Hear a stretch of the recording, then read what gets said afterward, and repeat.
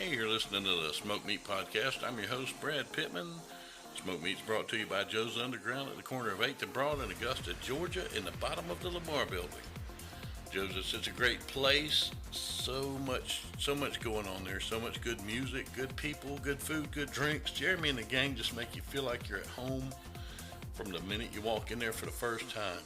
And I love to consider Joe's my home club. I've done comedy there. I love this place. Such great folks. Such a great atmosphere. Everybody make sure you go. Remember, I goes to Joe's and so should you. Joe's Underground at the corner of 8th and Broad in Augusta, Georgia, in the bottom of the Lamar Building. Today we got a special treat. My guest, Screamin Rachael. That's right. The queen of house herself, Screamin Rachael. You may know her as the owner of Future Tracks Records. She's got so much going on. She's got a TV network coming up they're working on. She was one of the club kids. And she's got so much. She's such an interesting lady. We're going to have such a good time today. So I want everybody to just listen and enjoy to kick back, because here we go. How you doing today, Rachael? I'm doing great. Hey, I thought I was going to be talking to Brad Pitt. Are you Brad Pitt? He wishes. You got even luckier. You got Brad Pittman. Well, you are a handsome guy anyway, so hey. I've got the I'm face happy for to be radio. talking to you. And you know what? You got a great personality, and I tell you what, that's always fun. Oh, yeah, I try. I try and make everybody smile. You know, my goal is to make it where when Brad Pitt introduces himself, they say, oh, like Brad Pittman. Yep. That's what I like to hear. That's my goal. I'm with you there. But yeah, so tell us a little bit about yourself, Rachael. I know we've had a pretty good talk so far, and you know, I know the world's ready to hear what you got to say for me, or say to me. Well, I'm known as Screamin Rachael, and it's not because I scream necessarily, although I can do some pretty great screaming. It's more about a screaming attitude, you know? Mm-hmm. I walk into the room, I don't even have to whisper, I'm screaming. So it's about that.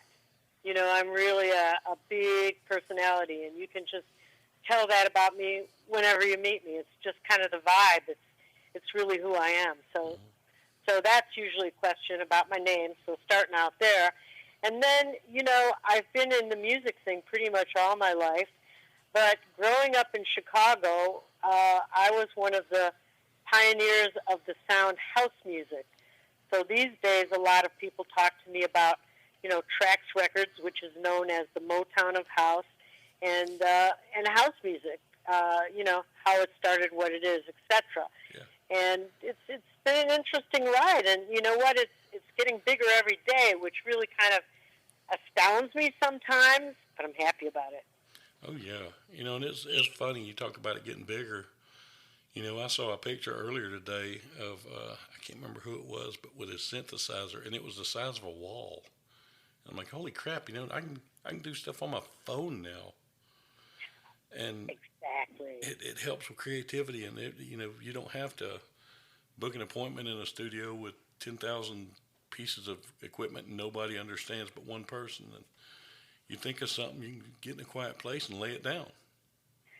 And you're so right, because what's happened is that technology has come so far, and really with house music, we were the first generation of musicians that actually used computers, drum machines, electronica. Because before us, you know, people would really want to be drummers, guitar players, they would have bands, but we began this whole kind of new music that was born of a computer generation, entirely born of a computer generation. And what that did was that made it possible for people that didn't have big budgets or a lot of money to buy a lot of equipment to really have simple setups and make records that really became hits. Some of our biggest hits that were ever made through our years have been like little simple 8-track recordings. You know, they weren't some of the big 24-track recordings. They did well, but I'll tell you, some of our biggest recordings, things like Acid Tracks, Move Your Body, Fantasy, that I sang, one of my first records. These were all very simply done, very lo-fi, and with virtually, what do they call it? A spin called My Budget. Blondie with a beatbox budget. So that's what I was referred to as. Nice. Nice. I love it. No, I mean, it's exploded. It And is. And just like you with the smoked meat, because you're able to basically, like you said, just kind of do it from anywhere, anytime, go live, on the spot. And I think that's what captures greatness. A lot of times things that are just like kind of off the cuff and just like right now are so much better than when people would have to all gather in the studio and be mic'd up and just this whole process, which would make people sometimes uncomfortable, whereas this is just like I'm talking to you on the telephone, that's all it is. yeah, And that just kind of brings out a very relaxed feeling.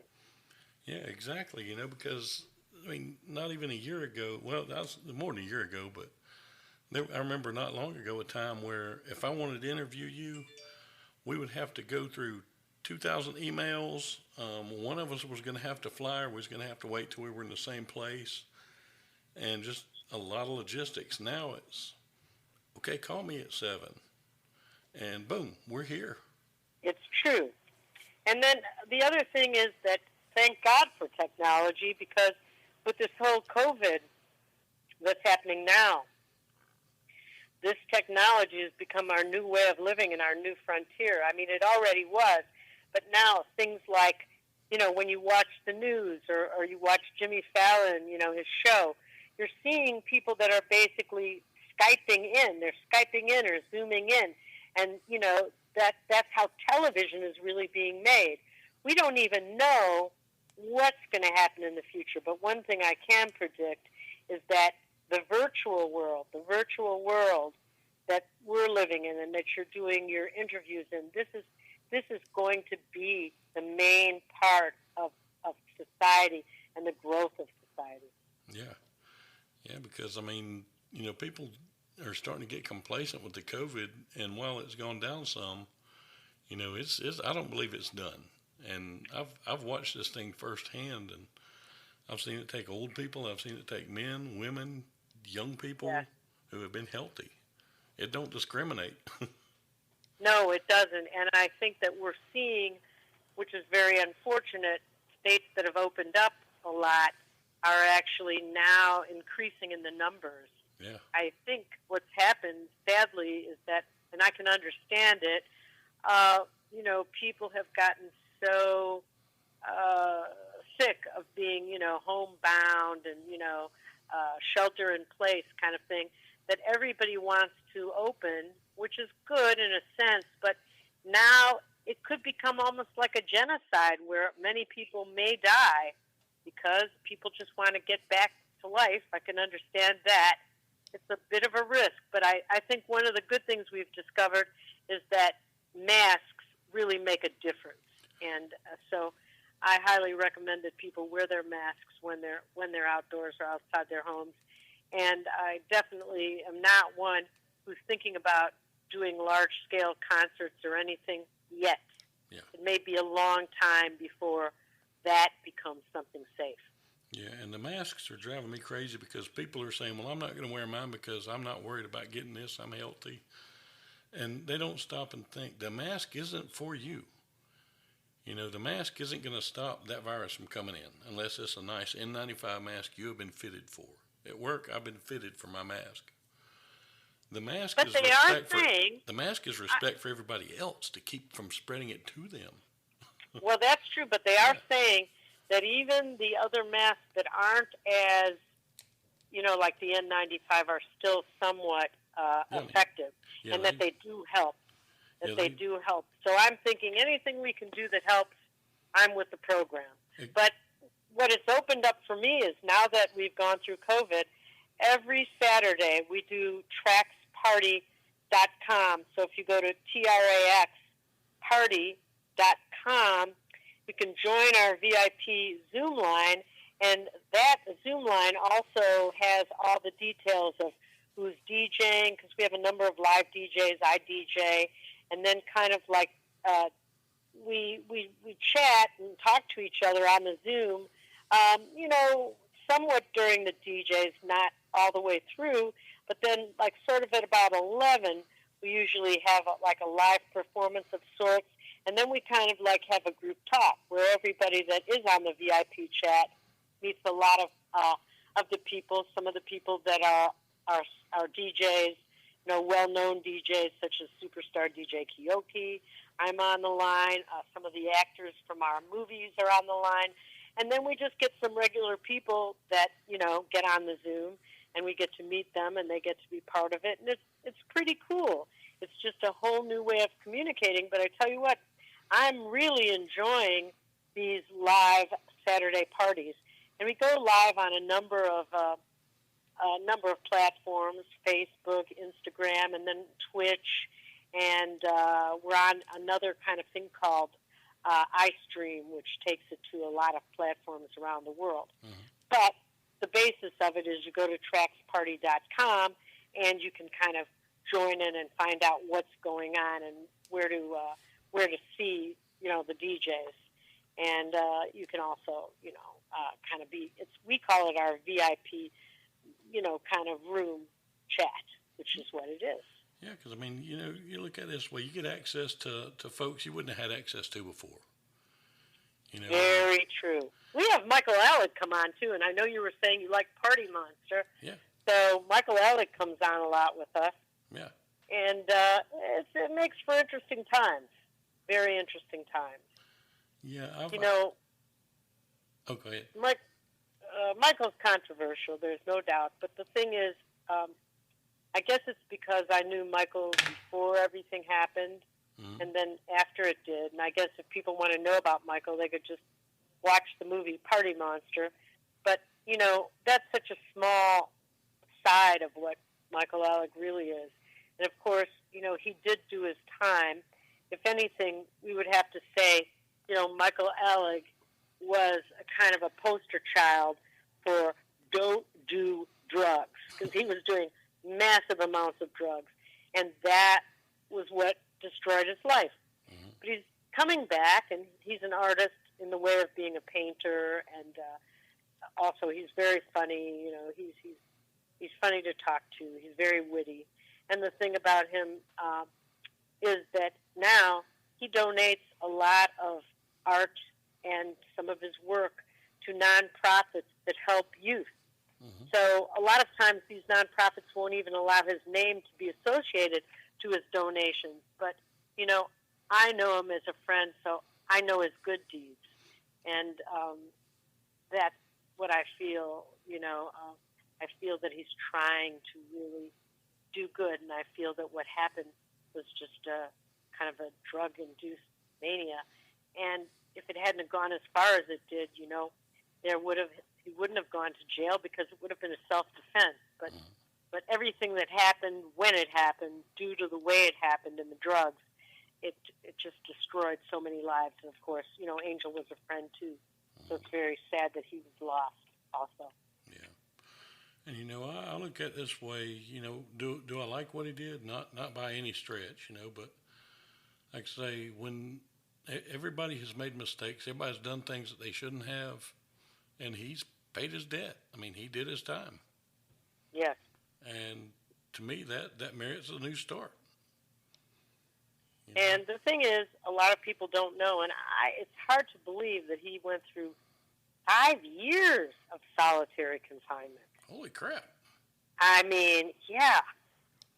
That's how he ever came out anywhere. And the crazy thing is about all this is that he really came out. And I remember the first day I went to New York and I saw him and Ernie Glam when he first had gotten out of prison a few years back. And the crazy thing was he seemed like nothing had ever happened. I mean, you know, I can't exactly describe it, but and when you talk to him and he tells you about that solitary and you find out that, you know, eventually that all ended because, you know, it was really kind of very cruel punishment. And he describes what went on, it's amazing. Man. So it's kind of a testimony to his character. But we are writing a musical about him called Club Kids, and actually Tyler Stone and myself have done the music, and the actual script was written along with Michael Alec, working with the actual screenwriters to really capture his story. And it's not so much Party Monster, it's a completely different slant on things. Yeah. But I think and some of the music is really amazing. I think it will make a great musical. I think it's a story of redemption. It's a story of sadness, but still redemption and still triumph. And it's a story about people that didn't necessarily fit in with society and how they made their way. Mm-hmm. Yeah, that's one neat thing. A lot of people look back on the Club Kids and go, that was just freaking weird. And for some it was, I was never into the Club Kids thing, but at the same time, just because I'm not into it, don't mean it's a bad thing. Everybody was having fun. I mean, was there things going on that shouldn't have? Probably, but you know what? That happens in every group, so, yeehaw. It was, I think, very creative and very tolerant, Yeah. like you could be any type of person. It wouldn't matter if you were a country guy or a city guy or if you were like a fancy rich millionaire or if you were practically a street person. Anyone could fit in, but the way they fit in was the tolerance towards each other. This idea that we were all equal and that, no one was better than anyone else. Yeah. I think that was a lot of it. And it was really a lot of good heart in it too. It's interesting. And today, there are a lot of new Club Kids. And in fact, Trax Records is working with Jason Chaos, who basically helped Michael a lot when Michael first returned from prison and did many, parties with him and things like that in New York. But also, Jason's a great talent. He's a great DJ. And so he's been putting together a fantastic compilation that's going to be coming out called Gen X 2020.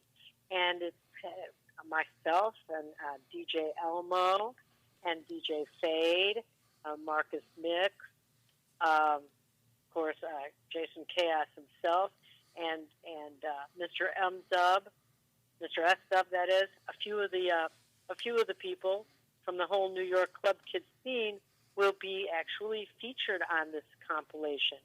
And DJ Keoki's coming back, and I know if you saw Party Monster, you know about DJ Keoki, yeah, who I think is really one of the greatest DJs around. Mm-hmm. In this time of superstar DJs, Keoki really stands out for his talent and his great ability. He's an amazing musician. So I've got a track called Oh No that I'm working on with him. Mm-hmm. And just we're doing a lot of fun stuff. What was cool about Jason Chaos is he was the first DJ to DJ in Times Square during COVID. I mean, Times Square was totally empty, mm-hmm. except for this crazy DJ, Jason Chaos, DJing, and I think that's so great. I love that he did that. That is cool as the other side of my pillow right there. Yeah. I like it. I do too. Anything you can do to make somebody smile, or hell, even make yourself smile without hurting anybody else. I mean, it's a wonderful thing, and that's one thing I've noticed is coming out of the COVID thing is the creativity levels are just ridiculous. I Everybody's agree having with a you right. there. And I can't get on stage right now because I do stand up, and I can't get on stage, and that sucks. I'm aching to get back on stage, but it is what it is. I don't want to kill anybody for my jokes. No, but the good thing that you can do is even though you can't get on stage, you can get online. You can do this stuff virtually. Yeah. And as I think I told you, Trax TV is getting ready to launch. We're working with a company out of the UK called Right Think. And Right Think is a specialist in intellectual property. And they actually have the Body and Balance network, which has to do with fitness. But they've they realize a lot of this great house music that we have, because we really do have thousands of songs. And as well as we're always like recording, we're always discovering new talent. Um, Actually, Eileen, who brought us together, she's a super PR lady, and she's also got her own super stories to tell. Her books and her crazy, life that she's led and the people that she's interviewed. But she brought me a fantastic group called the FM, who a year before COVID even happened, wrote this fantastic song called Silent City. So Silent City is about a pandemic that takes over New York, and they actually had a video which they had done, and we put it out, and I mean it was just amazing, because it was the story of what happened a year later. So it's odd to think how art does imitate life. Yeah, it's kind of scary sometimes, because you look back and do you read much Stephen King? I love Stephen King. The Stand. Oh, my God. Yeah, when this first started hitting, I'm like, oh, crap, here we go. I really don't want to go down to Nebraska, but I will. I think I'd be more of a Vegas guy, just for the atmosphere in Vegas, but yeah, Nebraska kind of survived, so I think I'd do Nebraska instead. Well, you're talking to me from Chicago, that's my home. Yeah. This house music stuff, it all started in Chicago, and then, of course, it took off very big in the UK and around the world, and New York is a big supporter of it now. Mm-hmm. I've got a new album out right now called Acidic, and Acidic very much is, like acid house tinged. And what was funny was I was just reading this article. It was kind of an old article about way back when, and it talked about when acid house first happened. And it actually talked about how the original founder of the label, long before I became, involved with it, had said, like, oh, I don't like acid house at all, but, it's catching on with the kids, around the world, so I've got to do it. Mm-hmm. But now, it's had its big second wind. So Acidic, I've always liked acid house, and I've always kind of continued, playing around with that kind of music. But I really got inspired lately, and during the COVID time, and made this Acidic album, and it was pretty great, because now when I make albums, I can share tracks with DJs and mixers, and other people can share their music with me, and I can record vocals and write vocals and music, and we can share music and vocals, and we can share remixes, and we can make our album, with people in Italy and the UK, everywhere around the world. Yeah. And still come out with a product, and that's exactly what I did with Acidic. That is awesome. That is awesome. I'm actually I need to listen to it, because it sounds pretty cool. It's I think you'll enjoy it. Well, it's on all the platforms. Yeah, you can get it on, Apple. You can get it, listen on Spotify. It's everywhere. I've listened to some of it on your website. Ah, cool. Yeah, yes. There's stuff on the website too. Yeah. And the website tracksrecords.net. Yeah. Yeah, and I dug it. Thank you. I dug it. Yep. I've got lots of music, and then I've always really loved movies and the movie business. And I always did, some acting here and there. But then I met a director. It's been about 5 years now that I've known Eric Rivas. And in that 5-year time, we've made 4 feature films. And they're all available for people to see. Nice. Which I think is pretty incredible. Outstanding. Yeah, I would love to get into acting. That's when I was telling you about my videos, that's why I kind of started doing them, just to have something to do. Around Christmas time, I actually did a 30-minute Christmas special. Well, see, I mean, that when you love something and you have a vision, eventually, I really believe in the laws of attraction. I really believe in the laws of attraction and the secret, and of course, I believe in God. And I believe that when we think of things, and when we write things down, and when we visualize, we can actually manifest them. And I know that I was so interested in movies that, I manifested this whole thing. And now, I actually have a distribution deal with Sony. Was my first distribution deal. And then Sony sold their distribution arm, which was called Sony Orchard, to 1091 Entertainment.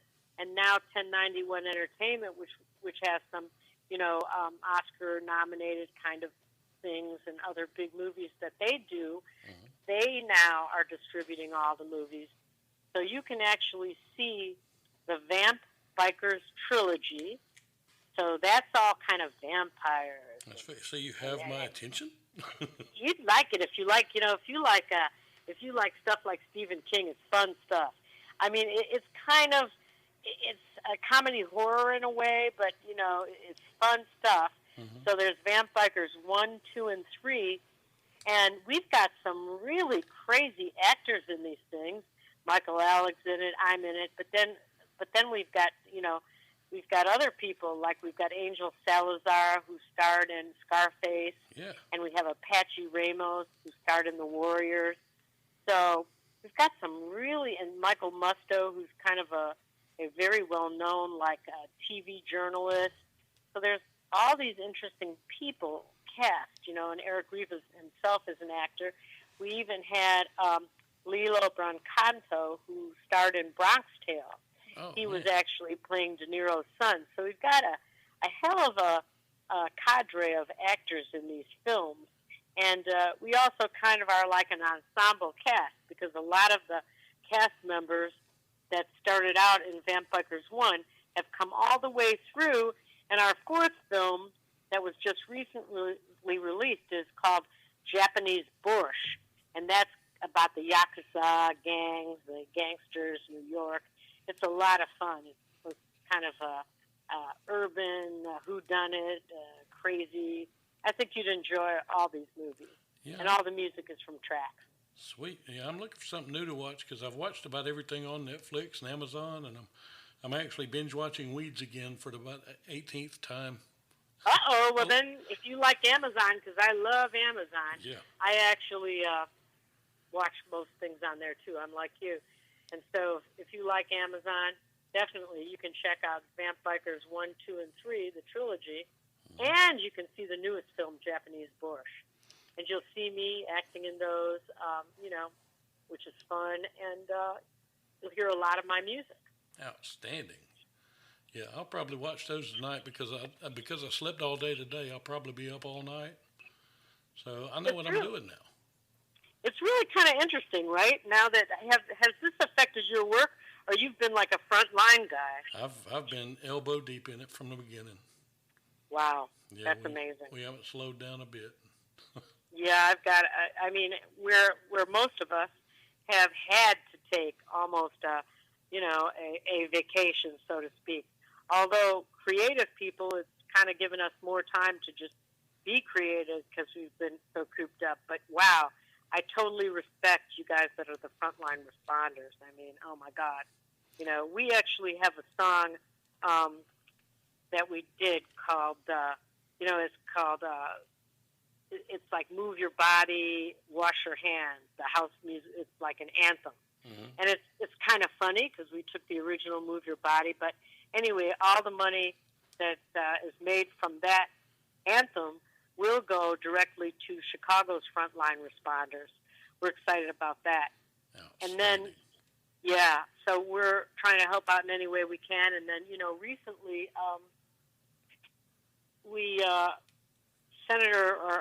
former Senator Ricky Hendon, who's kind of an activist here in Chicago, and involved in Black Lives Matter.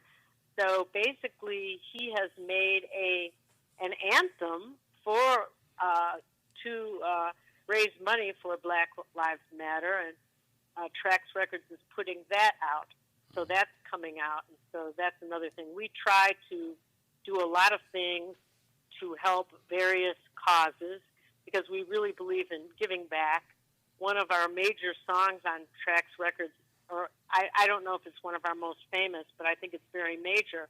It's Can You Feel It, featuring the I Have a Dream speech by Martin Luther King, which I think, the thing about Martin Luther King was he was a peacemaker. I can't go along with looting and burning and, violence. I'm not for anything like that. I do think it's really important, that we understand, some of the racism and persecution that's gone on.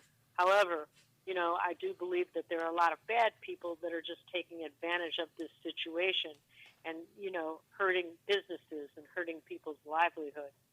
But that's not the general population, the general population that's really working to bring people together. And there are a lot of good people out there. So those are the people that we try to help. That's a wonderful thing.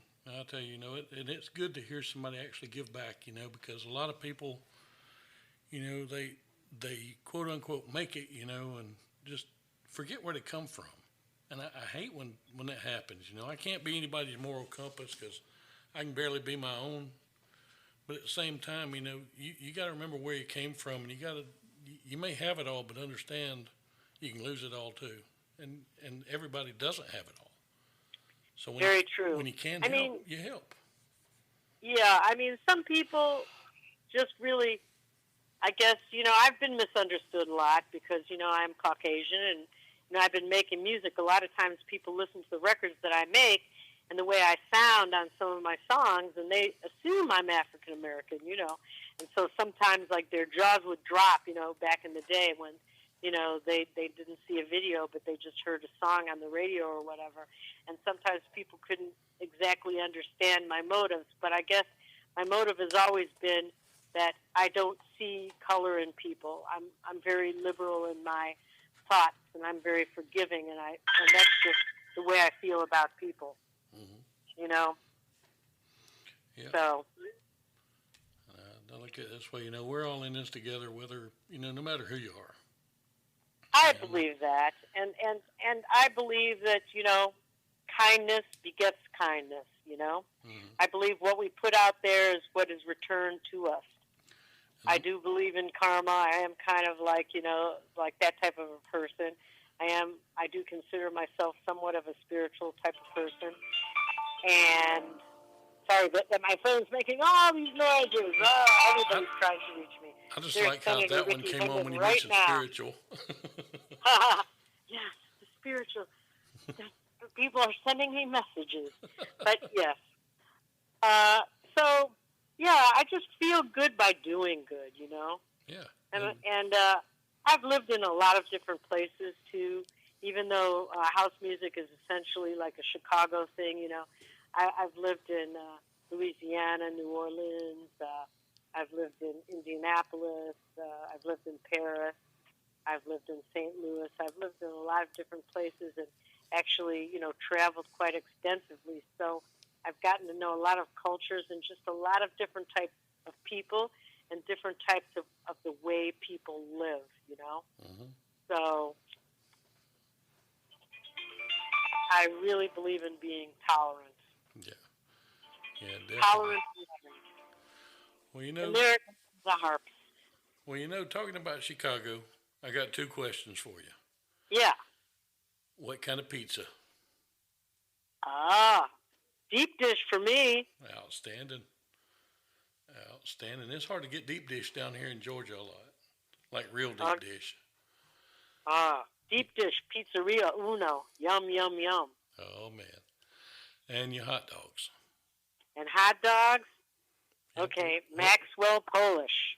Oh, okay. Now, back in the day, they had this area called Maxwell Street, which was, they don't call it that anymore, but some people still do.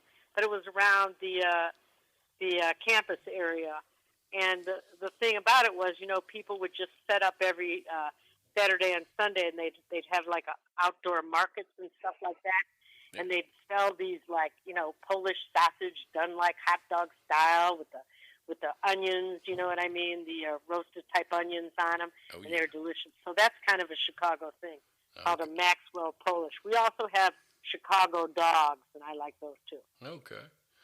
Outstanding. Yeah, I love a good hot dog. When I I used to run an ambulance service, and we did a lot of non-emergency things. Uh-huh. And one of our crews would always have to go to Milledgeville and take dialysis patients. Well, between those, there's a 4-hour wait. And Oh, Lord. they were far enough out of our area where it didn't make sense for them to come back. So they had 4 hours they had to wait for this patient. Whoa. And we would ride around, and I found a little hot dog place. It was actually beside of a house in a shed somebody had opened up, like a storage building.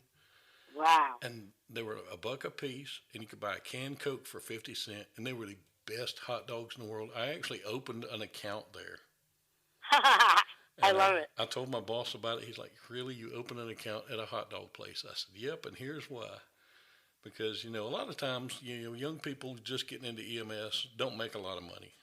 Yeah, that's right. And here they are, an hour away from their car. They don't have a lot of money to begin with. I'm not going to let anyone go hungry. So I made sure all my people knew, if you're hungry and you need it, go there, put it on the tab. Oh, that's great. Don't abuse it. Don't get stupid. But do what you got to do. And that was such a great place. Oh, man, those are the best hot dogs I'd ever had.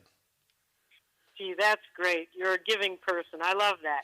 Where are you right now as we're talking? I didn't even find out where you were located. I'm in Fayetteville, about 20 miles south of Atlanta. Ah, yeah. Okay. That's cool. Yeah, I live almost dead in the middle of Tyler Perry Studios, Pinewood Studios, and Sonoya, where they filmed The Walking Dead at. Wow. Yeah. There's a lot of activity going on around there. Oh, Georgia is just booming with the film once it starts filming again. But when we first moved up here, Norman Reedus, who plays Daryl on The Walking Dead, and Greg Nicotero actually own a restaurant in Sonoya. It's called Nick and Norman's. And when we first moved up here, I wasn't back on an ambulance from the strokes. So I started cooking there. So I can say that I have worked for Daryl. But that was so neat because you could open the back door of the restaurant and you could see the set of Alexandria where they filmed everything. Wow. And that was so cool. I never met them. They never came in there while I was working. But that was really neat. I enjoyed it. That sounds like fun. That's really pretty cool. That's really, really, really fun. Yeah, I never. Well, hopefully everybody's going to get back to work soon.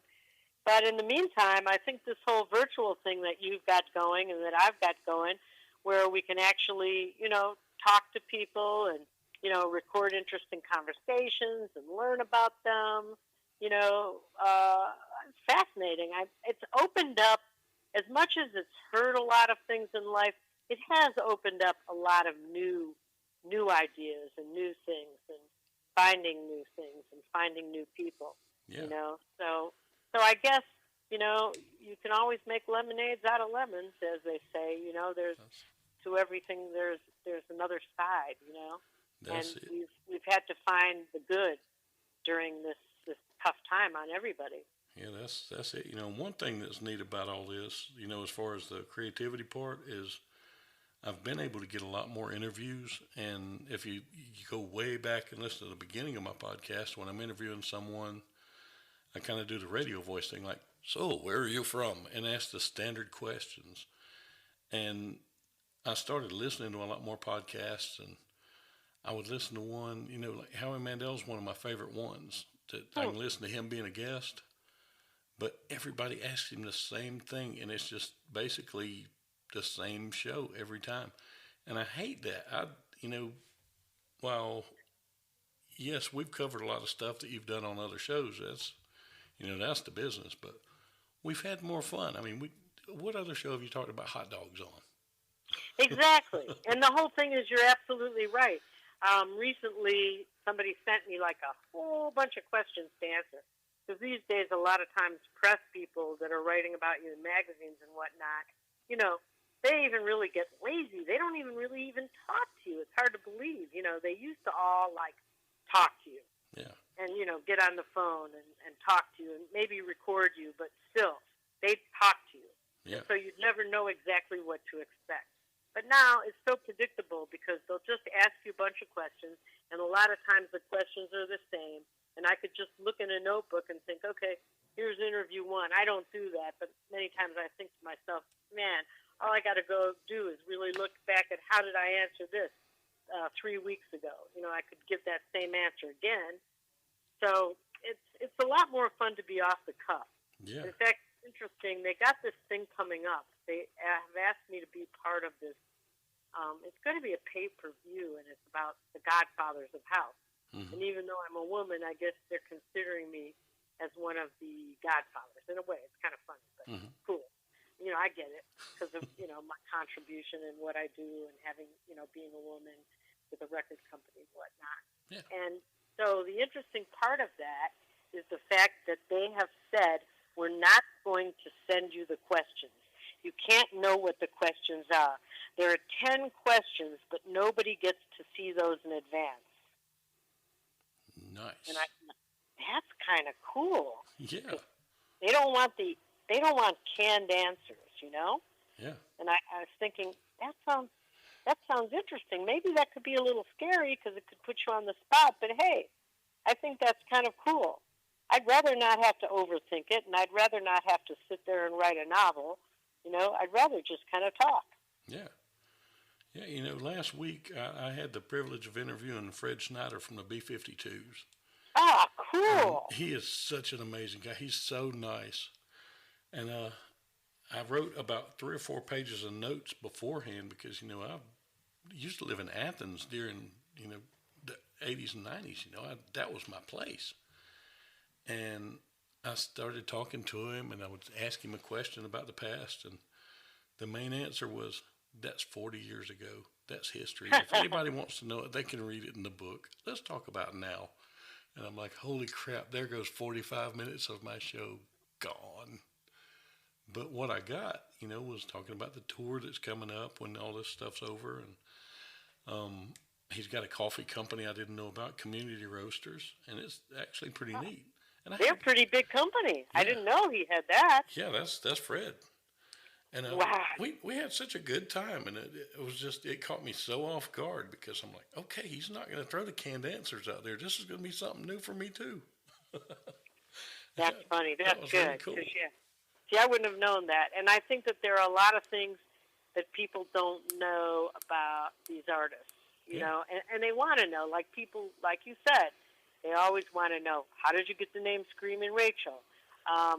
Where are you from? Where did you grow up? Tell me about, why is house music called house? All these things. But I mean, I've answered those things over and over again. Yeah. So it's fun to just talk about different things in my life and what's going on, and different things that I'm doing too. Because that's the thing too. Like with house music, a lot of the classic house, like it's very revered. People, I mean, it's almost like being deified by certain people. Mm-hmm. I mean, which is cool in a way. But what I'm interested in talking about, like you said, and like what Fred said, is, hey, what are you doing today? Yeah. What's the new music? What's the new artist? What are you writing now? What are you working on? That's what I like. Yeah, exactly. And, even this, how has COVID changed things? The way we talked about, the technology, and the way I got to talk about, the tracks party every Saturday. So how that's changed me, and like how you were saying, we get to be a whole lot more creative now. And even the fact that what you brought up is true. Now that everybody's kind of stuck in, people that you probably wouldn't get to interview because they're crazy busy all the time can actually sit down and talk. Yeah. Yeah, and it's really neat. I've got to interview some really interesting people, like you've seen, my show list of the people I've interviewed, and I go everywhere. I'm with anybody. Everybody's got something to offer.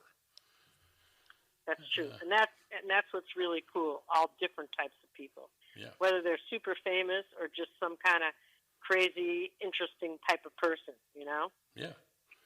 And that's what makes interview shows fun, I think. Yeah, one of them I did, Blake Harrison. I grew up with him. I've known him for 40 years. He's not a celebrity. He's just a guy. But we had a great episode. We had a lot of fun just talking. Talking about what you guys like to do. Yeah. And we had a good time with it. And growing up in the South, right? Yep. I like the Southern drawl. Well, thank you. I got that Midwestern thing going on, I guess. Oh, yeah. Somewhere between Midwestern and East Coast New York, because I've lived in both places a lot. Yeah. What? I guess even though I've lived in a lot of places, the places that I've lived in the most amounts of time are Chicago and New York. I got New York a while ago. I interviewed Soho Johnny, and I really got New York a while ago. Oh, wow. So, yeah. That's fun. We had a great show. I'm actually going to put it out here later on, too. Oh, that's fun. But, yeah, he's a great guy. We had a really good time. And I love New York. Have you visited there very much? I have not. He actually invited me up there in November for a big concert they're having. Told me if I can get up there, I'm his guest. So I'm going to do my best to get up there. Yeah. I just hope we open up soon. You know what I mean? I don't even know because, you know, I've been talking to people about actually touring in Russia, and, you know, because I you know, a lot of times when you're into the music business, you know, you'll talk to these agents in other cities and things like that, and in Moscow and other countries, and you don't realize, like, this guy's like, Screamin Rachael, I love your music. I play your songs all the time, you know, and I DJ and this and that, and I want to bring you, and he's listing all these cities, you know, Moscow and other cities, too, that I've not heard of, and saying, you know, can you come to Russia, you know, September, November, but I'm thinking, yeah, I probably can, but I'm wondering if it's really going to be opened up. I wonder what's really going to be happening. Yeah.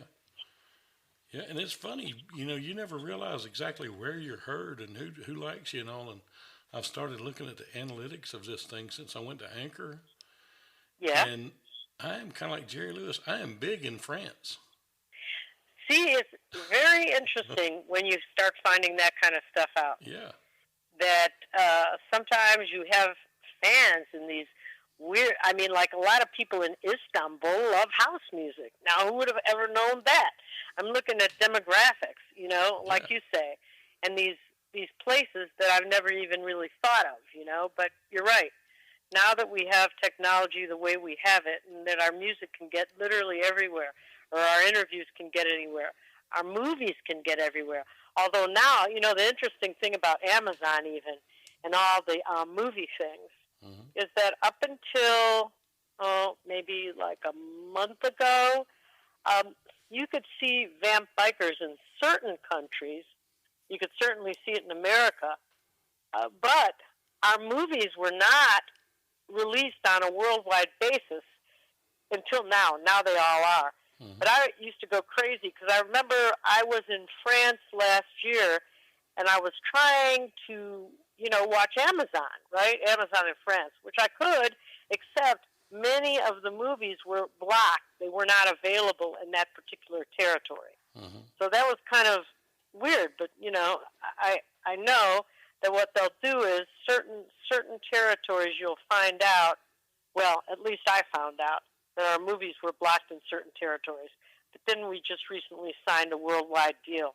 So now they'll be everywhere. But I thought that was interesting because I'd never experienced that before. Nice. I'm just glad you got the deal signed. Yeah, exactly. And sometimes it's really funny when I'm playing my own music because, you know, when I'll DJ, and now that I'm doing a virtual DJing, they've got such sophisticated systems for being able to tell, like, you know, if it's like distributed by Sony, like we are, that they'll, like, I'll be going live on Instagram or Facebook, and this like red message will come across the screen saying that, you know, they're about to stop my broadcast if I don't stop playing this certain music, even though it's music I control and publish, because they don't really know that, you know.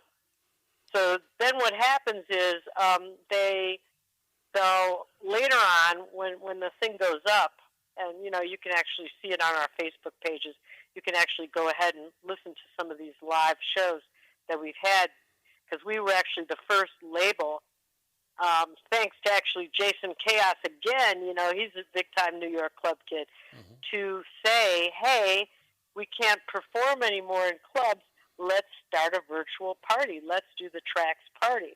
Let's do it every week, and we've been doing it every week since COVID first started getting us shuttered in.